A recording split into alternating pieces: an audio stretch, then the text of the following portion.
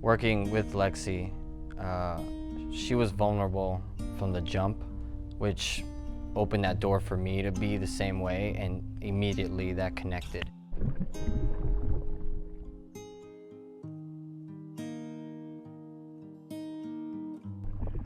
You know, a lot of people don't know that the scene of us together is improvised, and it was different every time, so the emotions were really there, not knowing what we were going to talk about, but just kind of honing into that moment, and it just resonated so well every time. At first, I was a little nervous when I was told that that scene will be improvised, because you can improvise maybe once or twice. After that, it starts to feel canned.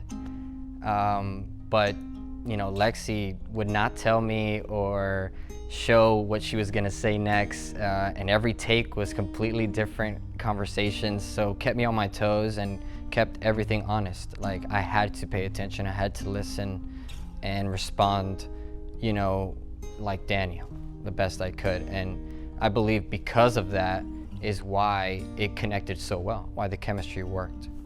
The relationship between Daniel and Becca was interesting, to say the least. Basically, the way I see it and the way I reflected it on Daniel was, I was born an only child, I don't have siblings, so your best friends become that for you. And I kind of gave Daniel that same background, where Becca was everything to him. Now, the substances was most likely what brought them together to begin with. And when you relate with someone on something, you kind of don't let that go. And kind of the opposite, you make it more of what your relationship is based on. And for all the years they've been together trying to cope with their pain, they definitely abused all the substances possible to try to just escape that pain. In my personal life, I have, like I said, you know, I make my friends, my siblings, the closest thing to family to me, but I've lost many of them because friends do come and go.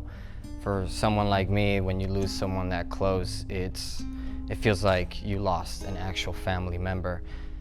Getting into the role, that was as close as I could connect to losing someone like that.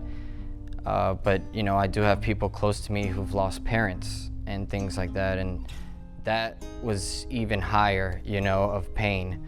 So I try to combine both of them together to try to bring something genuine out of Daniel losing what is considered his blood at this point, because it's all he has, as well as, you know, just that friend, that partner in crime that you had, and then it's all gone at once in both sides. So it's two different pains mixed in one.